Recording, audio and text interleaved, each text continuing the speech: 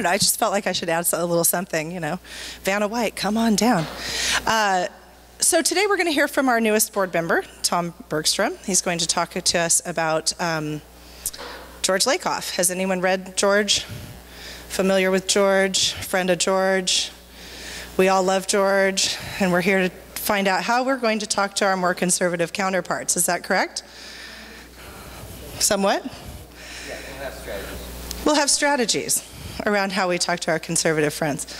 I have worked the last 20 years in politics, and have done a lot of messaging to both conservatives and progressives, and the messaging is very different. And so I am fascinated to hear about. I've read all of George Lakoff's books, and I'm a personal fan of Lakoff, so I'm very much looking forward to hearing Tom's take on George. I know that we all have our own personal opinions, but it's going to be fun to hear what Tom has to say. And so without further ado, Tom Bergstrom, come on down.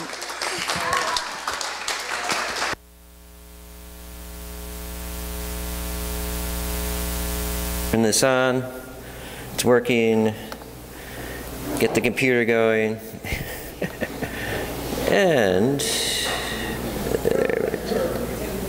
And we'll get this going here. Ta-da.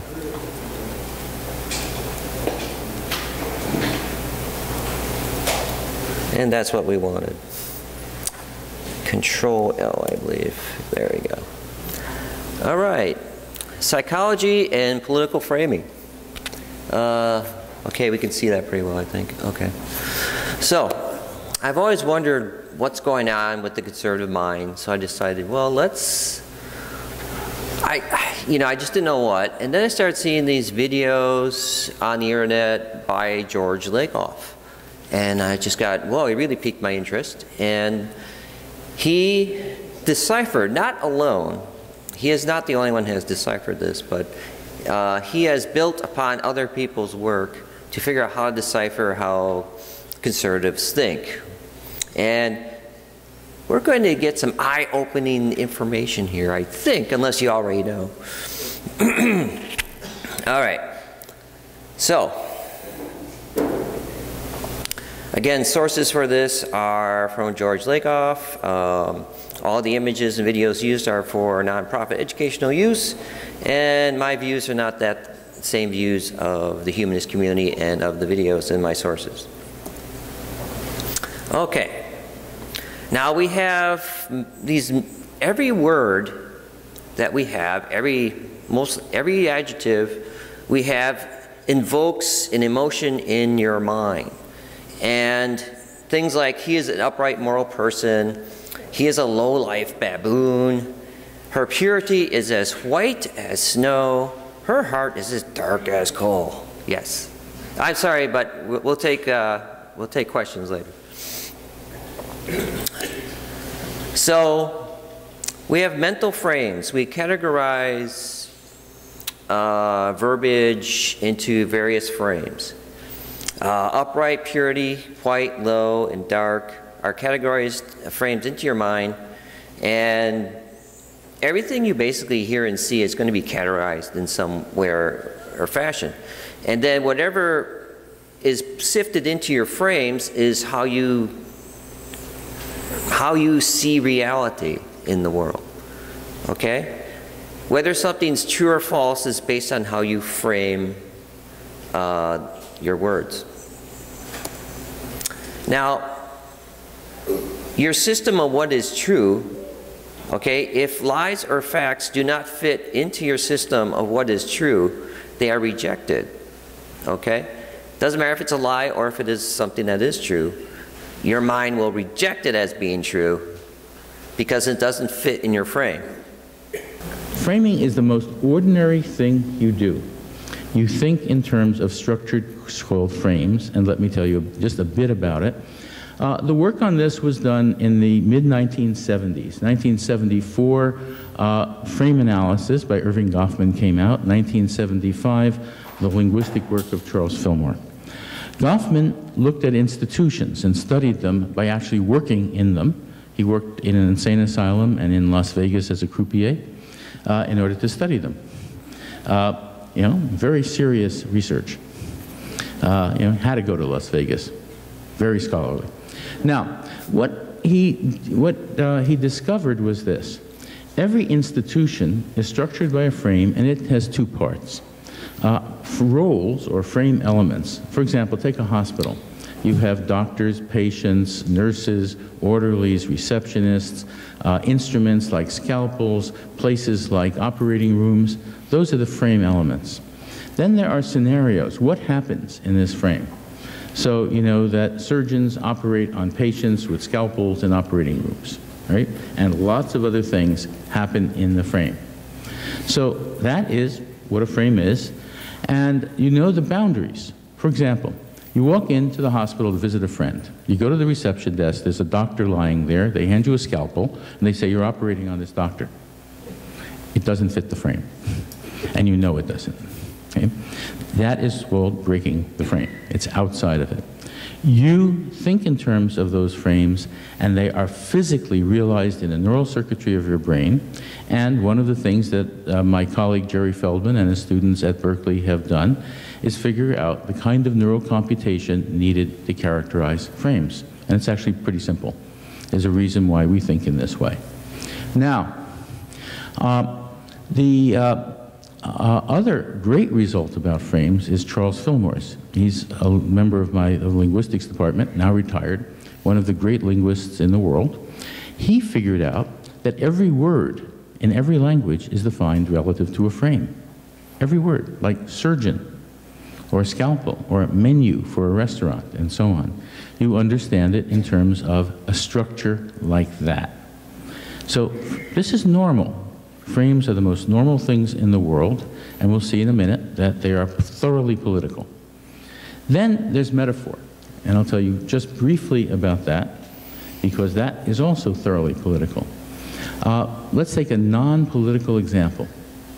Take more is up and less is down, right? Or he's a warm person or a cold person. It's not just the language. You actually think in terms of those metaphors. You know, prices are going through the roof, not prices are going through the roof, not prices are going through the roof, down, right? More is up. Now, why is that? Well, we learned, first of all, that this is not just true here, but in many cultures around the world. And not only that, it's many things like that. There are hundreds of such metaphors that are true around the world. And they're learned very early, and you don't know that you've learned them. How did you learn them? Well, it goes like this. Suppose you're a little kid, a baby. You watch your mother pouring formula into the bottle or water into a glass over and over every day. What's going on in your brain? Two parts of your brain are activated, one for quantity, one for verticality, and they're activated over and over and over, day after day, because the level always goes up. Or you're held as a child, and you feel affection and warmth together over and over, and that means your brain is activated in two places, one for affection and one for warmth, temperature, in different parts of the brain. What happens is when they're activated over and over, the activation starts to spread. The more they're activated, the stronger it gets. The more they spread, the stronger it gets. The more they spread, until they find the shortest path between them and form a circuit. And that circuit is the metaphor. More is up, or affection is warmth. These metaphors, called primary metaphors, are physical. They're part of your physical brain. And by the time you're 6 or 7, you have learned hundreds. So as we grow up, these frames, these metaphors are programmed into us. Like, more is always more. This is not more. This is more. This is less. This is hot. They're a cold person. They're a hot person. They're a warm person. So these things are ingrained inside of us. But let's talk about how conservatives frame things, okay? Now, conservatives frame things in the father figure. Children are born undisciplined or bad, and they need to be disciplined. You need to be self-reliant. You need to work hard. They're very religious, so God blesses their hard work. And they have this strange frame where if you're poor, there's something wrong with you. Somehow that's your fault that you're poor. Discipline children, tough love, don't waste your money, and you must have the freedom to pursue your own interests. That's a more complicated frame, but that's one of their frames. We'll get into that later on. And also being a good steward, and we'll get into this one later on too. Now here are some more extreme conservative frames. These are more what you would see on your right-wing media and in right-wing Christian churches. If you don't punish your kids, you and your kids will go to hell. It's okay to be kind to your family and your friends, but for some reason not to your neighbor, outsiders. They do perform kindness to people internally in their church group, but people that they deem are lazy, they give them tough love, even though that violates certain parts of the New Testament. Again, poor people are lazy. Let poor people suffer to inspire them to improve. And God made male and female.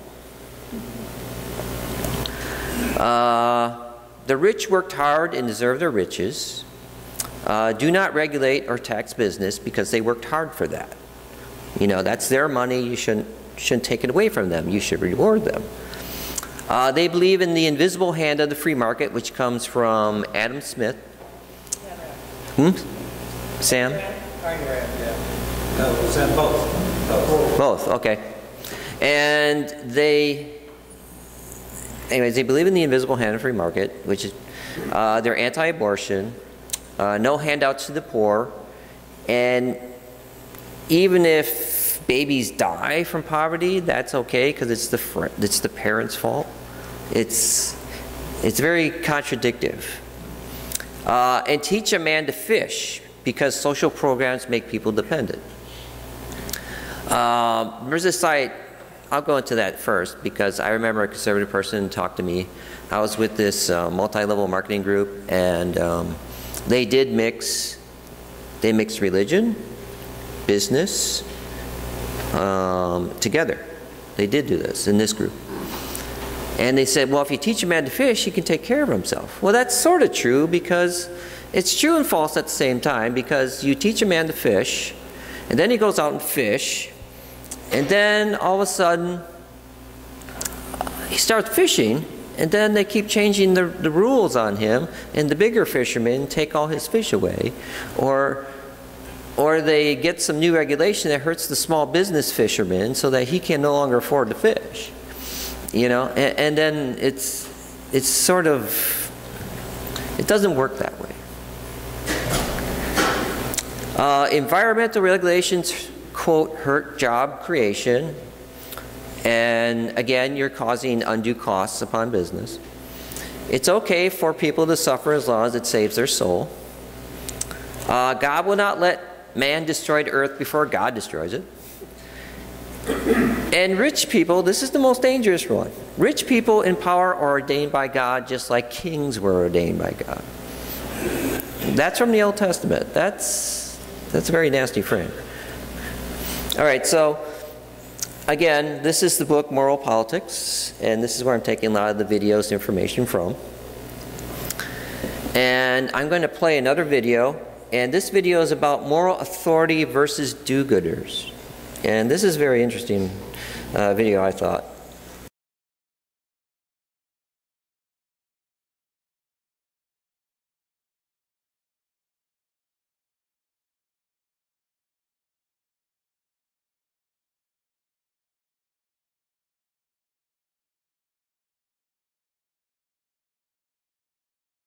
I thought that was very interesting.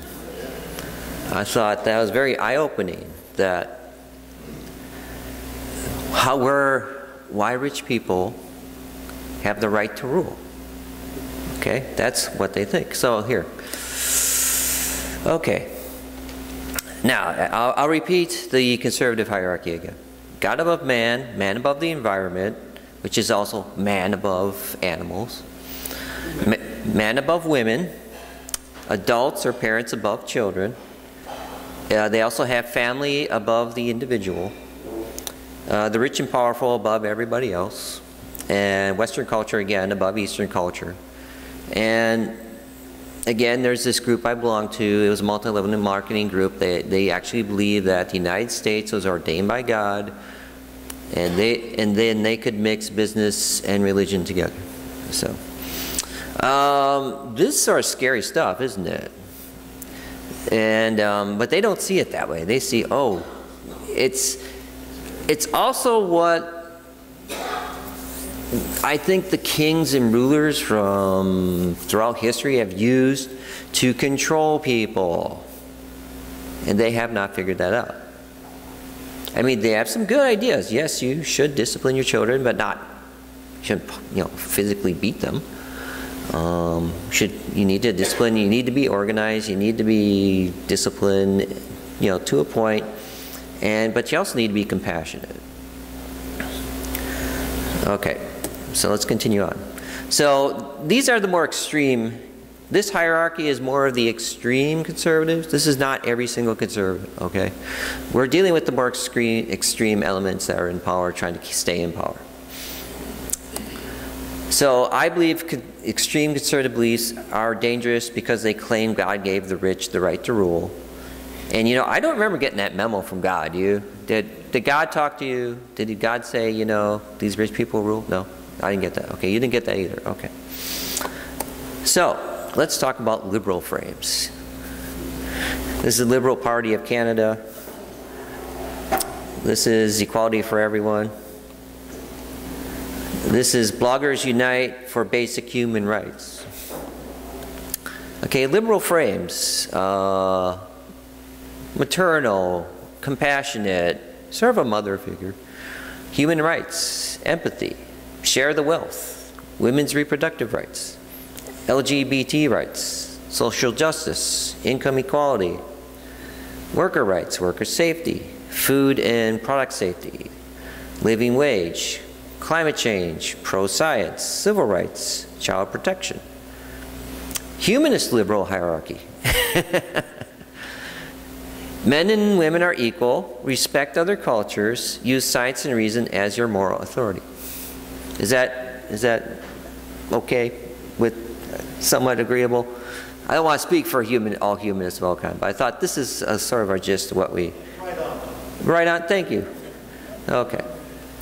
Here are successful liberal frames. We actually had successful liberal frames. We're going through a period where our frames sort of suck, not getting out there, but here are some past things that we've gone into. Civil rights. Liberals came up with civil rights. Senior citizens, that's a liberal thing. Worker rights, right to choose. Progressive. Social programs, Social Security. Teabaggers, that's a way that it's a negative thing, what we call the Tea Party, but teabaggers, that was pretty successful. War on women. 1%ers, racial harmony, democracy, unemployment compensation. These are all successfully run frames and in ways that we are able to advertise liberal values. Successful conservative frames, death panels. This is very, very successful. Death taxes, those liberals. Obamacare, it's not Obamacare, it's the Affordable Care Act. Feminazis, that's one that Rush Limbaugh used. That actually became pretty successful, and it demonized feminists for a while. The free market. Everybody wants a market to be free, even though it's imaginary. Don't tax success. Moral majority. That was very big in the 90s, I think. Pro-life. Teach a man to fish. Tax relief. Unions are lazy. They keep bashing unions, so they keep calling them lazy. Environmentalists kill jobs. That's another one of their successful frames. Failed liberal frames. The Affordable Care Act. When the administration came out with the Affordable Care Act, it was very complex. The language is complex. They talked about the negatives in the thing a little too early. It was not framed in simple family language, and it was not framed in moral language. Those are the two biggest failures of that campaign, but it still got through. Okay? Here's a successful frame by the conservatives. Tax relief. Everybody wants tax relief because tax, that implies that tax is an infliction. You're being inflicted by taxes. They're bad, but it's not true. So liberals lost out on that. So what liberals need to do is reframe taxes as tax patriotism, tax responsibility. Okay? You have to use simple language. You have to evoke an emotional response. I know it sounds like you're playing people's emotions, but we'll get into that later. So here are some conservative contradictions. Other contradictions. These are more the extreme contradictions. Again, they believe in the market competition, but at the same time, large businesses seem to have their way over small businesses. We're pro small business, but we sort of stunt the growth of small businesses. Again, the rich, I mean, how many banksters have been arrested? Very few, if any. So the rich can break the law, but the poor can't break the law. So, as long as the science makes money, you know, as long as these computers are making money based on science, that's great. But we have to demonize evolution and climate science, because it contradicts our frames. And religious contradictions is they consistently do the opposite thing that Jesus would do. They pray in public. In the New Testament says you're not supposed to pray in public to be seen of man. Pray in private. And you're supposed to love your neighbor. You're not supposed to. And the rich are supposed to spread their wealth instead of hogging it for themselves. Okay. So here's a successful frame by a liberal, Elizabeth Warren. She said, I'm really concerned that too big to fail has become too big to jail. Okay? See how that rhymes? See, it's easy to remember. It's simple, okay? Raise the wage. Raise the wage. It rhymes. It works. You know, it gets it out in your brain. So again, this is about a living wage. Who would Jesus bomb? In 2004, Michael Moore he was working on a video. He didn't publish the video until after the election, but anyways, he was at one of these big rallies to get the vote out, and then these conservative Christians were like annoying him, and they're saying he's bad and he's evil, and then he went out and said, who would Jesus bomb? And those guys ran away. Okay. Here's a good one. We have guided missiles and misguided men. That's excellent. Okay, so successful framing for liberals. Should be simple. Okay. I know we don't like sound bites because when the news gives us sound bites, it's like sort of bullshit, isn't it? I mean, you know, you go to the news, you see these little titles in the news, they're terrible, but unfortunately, sound bites work. And that activates people's minds and gets their thoughts going. So you want to activate people's emotions. You don't want to play with people's emotions. You just want to activate them. You want to activate the liberal side of their brain. You want to reframe ideas to counter the lies of conservative propaganda. So when they exist, like there's a movie called The Merchants of Doubt, and it's a really good movie how they show how the conservatives are able to take various advertising campaigns to just promote doubt on climate change. And liberals have to constantly frame things with truth, but you have to do it in a simple manner that can activate people's brains and get their attention. Also, your frame should reflect with liberal family values. Okay. If you want to talk to conservatives, really get a good conversation with them. Don't bash them over the head with this, you know, all this, with their values. You want to show that you have values too. You want to talk about your values, and you want to talk about them in a simple manner, and so that you can connect with them and not sort of blow them out of the water. All right. So what conservatives and liberals agree on? More than you think, okay? I'm just going to do a few of them, but...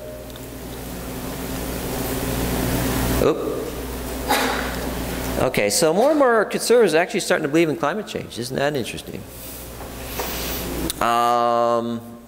There is a website out called climateconservative.org. I don't know how many members they have, but they are taking the idea that they have to be good stewards of the planet. And that's a step in the right direction. And also the US Senate voted a few years ago, 98-1, that climate change is real and not a hoax. This is just a statement vote, okay? So if 98 members of the Senate say climate change is real and not a hoax, that's a vast improvement, because basically that's 50% of those people were probably Republican. Whether they got reelected next time is a different thought. But still, it's a step in the right direction. Even conservatives are beginning to distrust large corporations and banks. Peggy Noonan, she's Ronald Reagan's, ex-Ronald Reagan speechwriter. She wrote, "If you are a conservative, you are skeptical of concentrated power.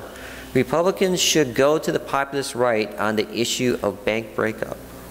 So she's actually promoting it.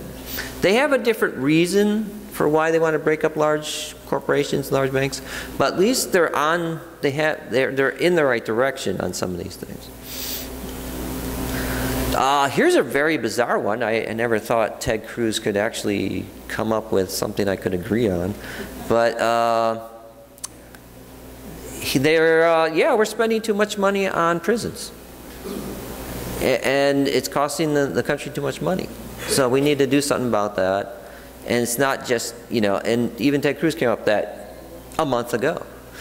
So what his take on that is, I don't know, because I don't agree on anything else that Ted Cruz probably has to say, but this is very interesting. So there are ways we can communicate each other and come to an agreement on things. So you just need to find what that is and talk to them in a way that involves family values, liberal family values, and you need to be,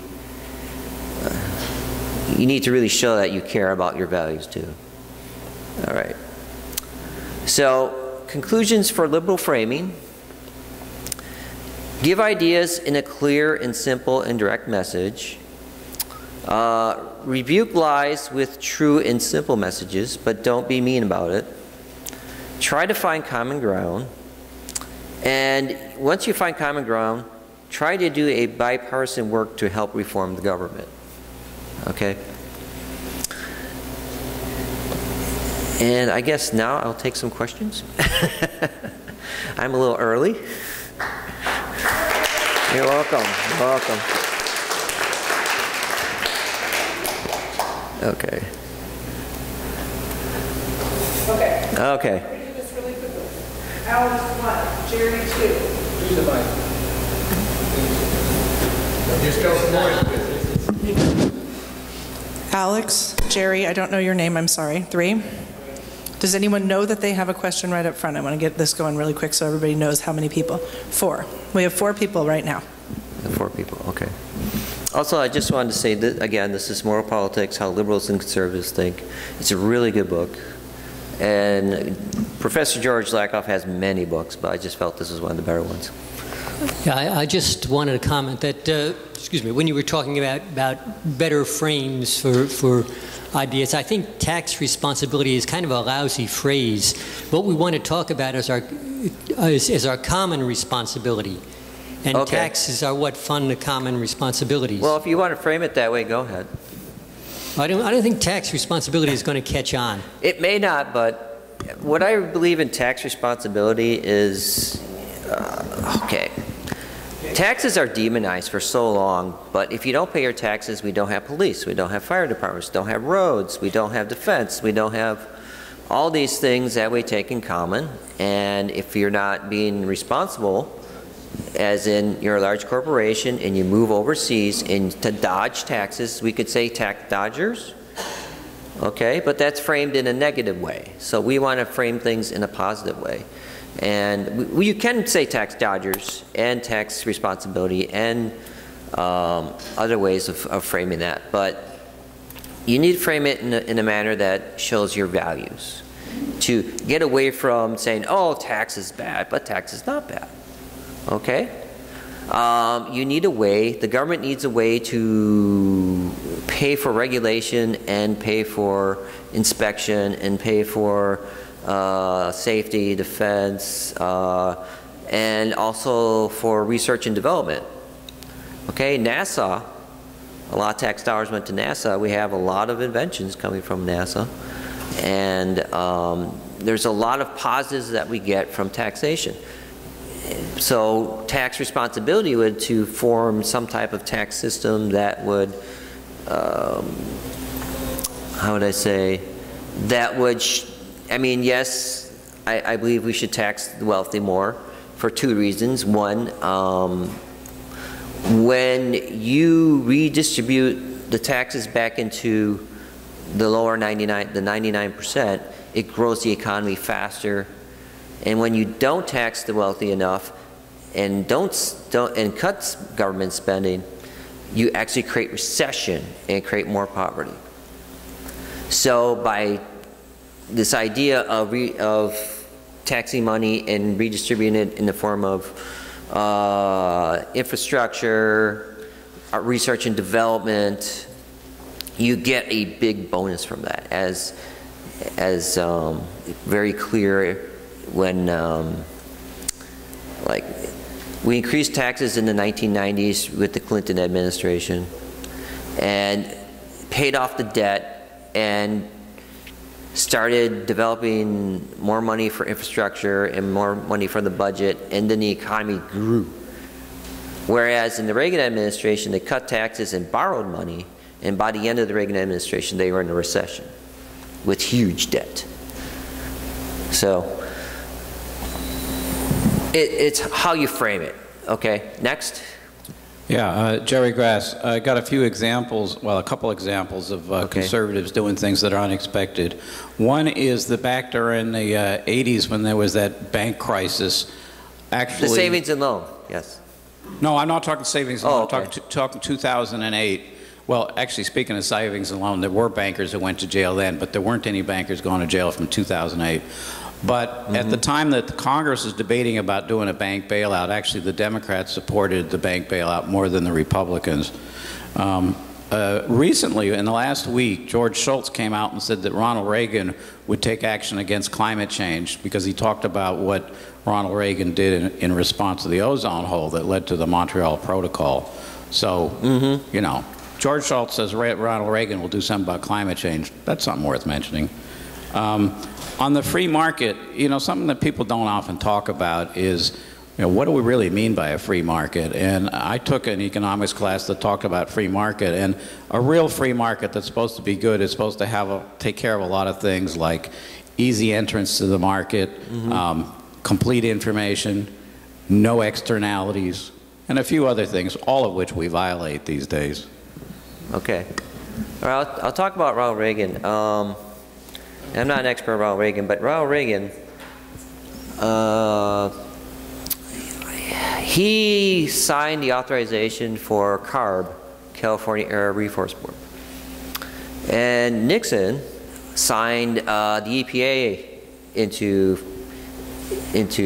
he signed the bill to create the EPA.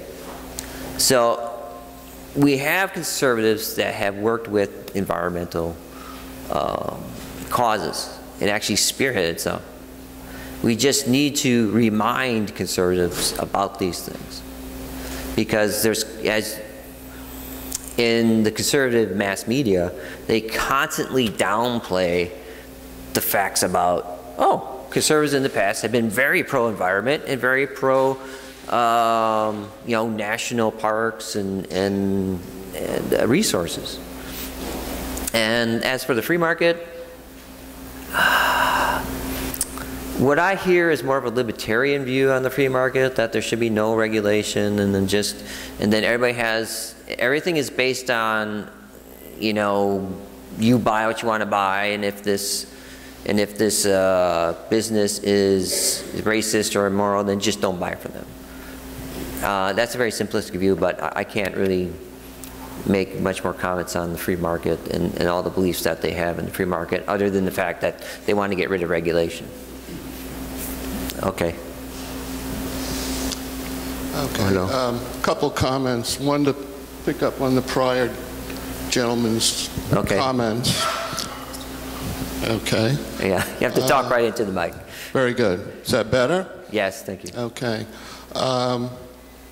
Exactly, the crisis in 2008 that did not result in prosecutions, jailings.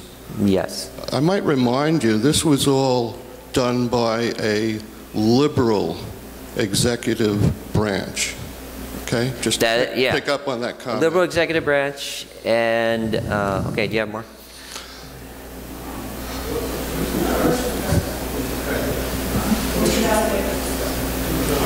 Yeah. Prosecutions were after that. Would have been after that. Well, in 2008, See, this is a good example of framing. Yeah. Immediately, people are trying to defend one group against another, rather than thinking about the facts of who is in power and who did what and who did not. Yeah. See, that's framing. That's part of the framing of the truth, yes. So the fact is, we had a a lot of things, abuses were done.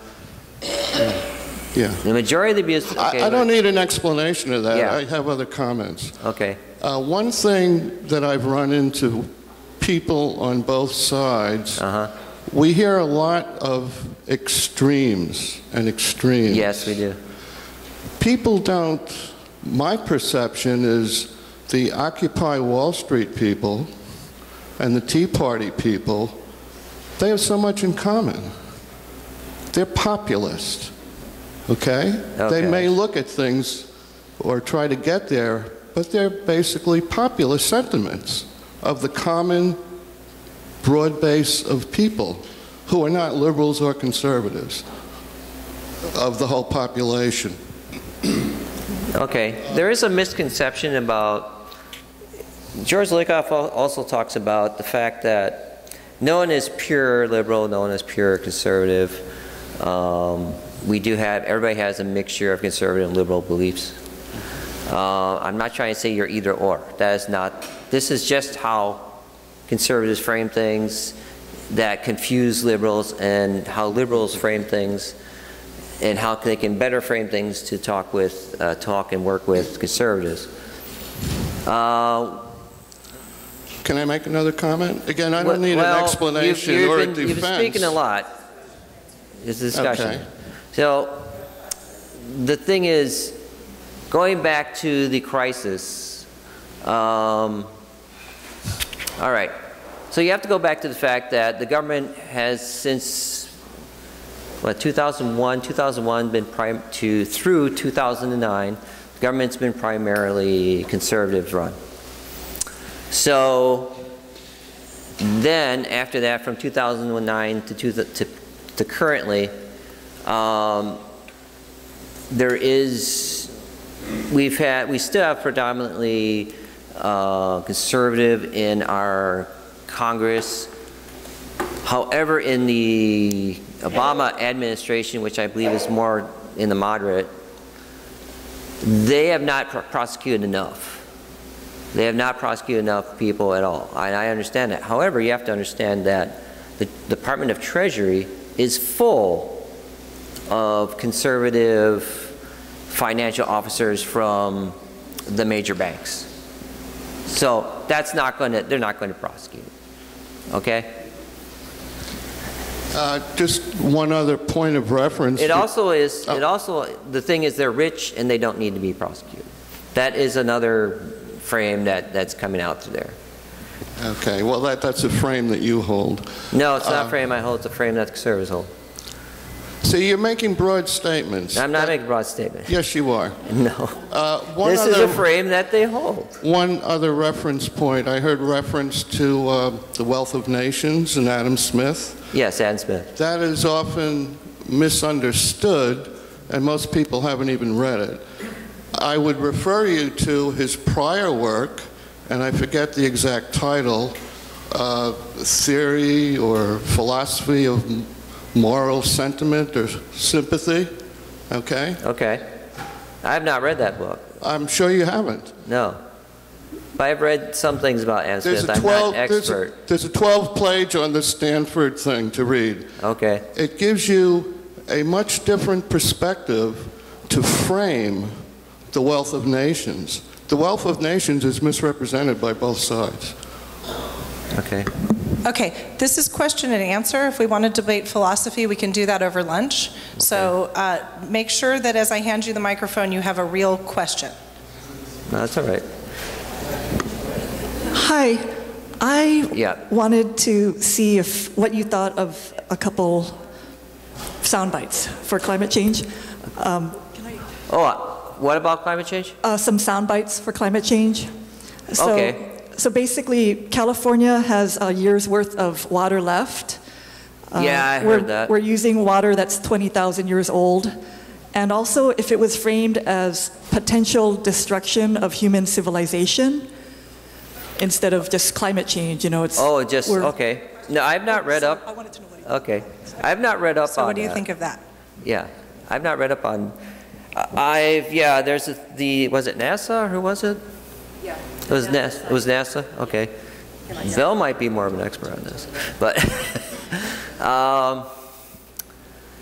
I believe they're talking about the aquifers, okay? Because we have a lot of reservoirs. And right now, this is actually not really into frames because it's not really a conservative liberal frame. They're just basically stating what their research has come out with, okay? So, I don't know, but since they are the scientists and they are working on it, we need to, I would advise everybody to talk to their local legislature, to email them or call them up and say, what's going on here?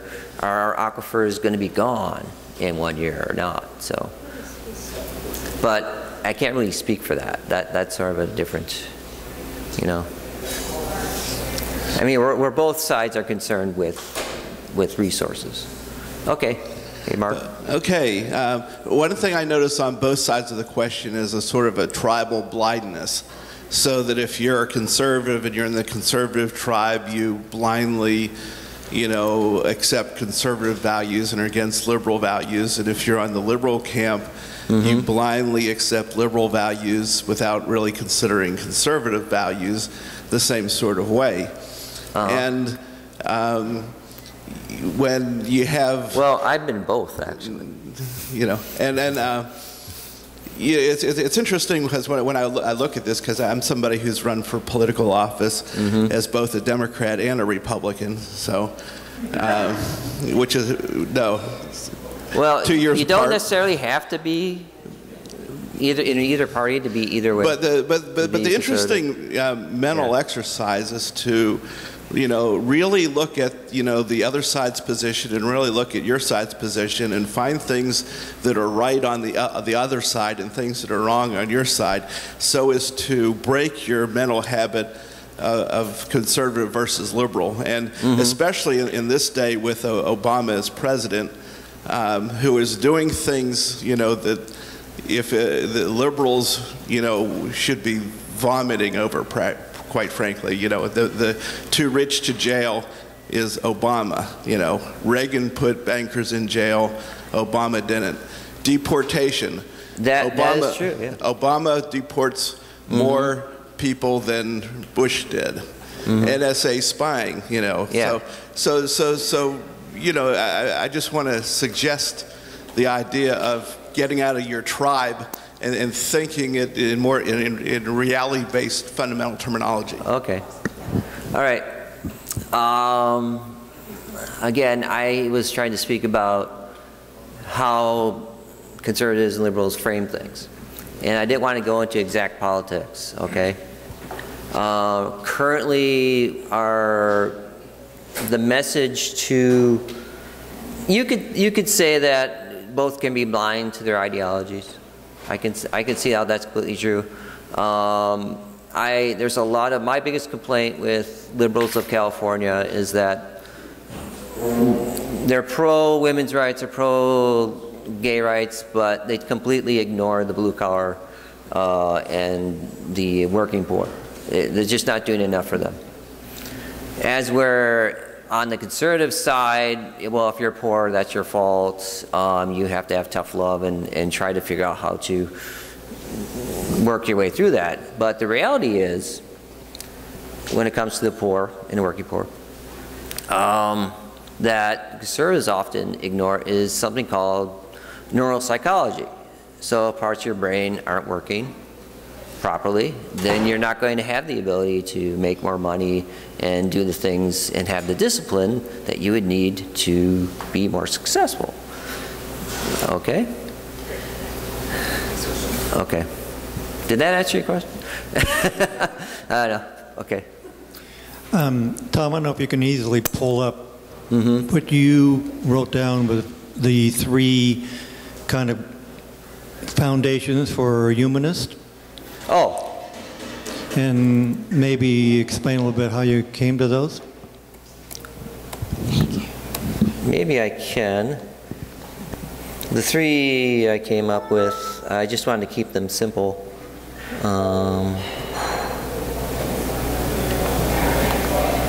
Okay.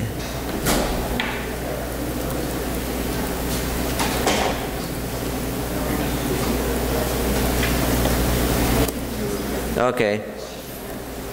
I just want to keep out something simple that we could, that what I believe that we, in the humanist community, that we believe in. Men and women are equal, respect other cultures, use science and reason as your moral authority. Okay. I just, like, do we have the humanist, I think you have that humanist business card. Can I read that? Because we have this long list here. I'm going to interrupt you, Tom, really quickly. Sure. Oh, we need to run out of time? Voice in the Sky. Okay. The lunch is ready, and we have one final question. So if you can just really briefly say how you came up with those 3 things, and then... I just came up with them. I can't say how. I just came up with them. Divine guidance. What? I said divine guidance. No. It's osmosis from being here too long. Okay. All right, one last question. Well, I want to say something with regard to respecting other cultures, because some cultures violate human rights. There's like a religion, second-class people. It's just our culture. Male superiority is our culture. You know, slavery is part of the culture, whatever. So, and there's also this kind of global norm for 400 years. We have no business interfering in another nation's culture. What's going on in there.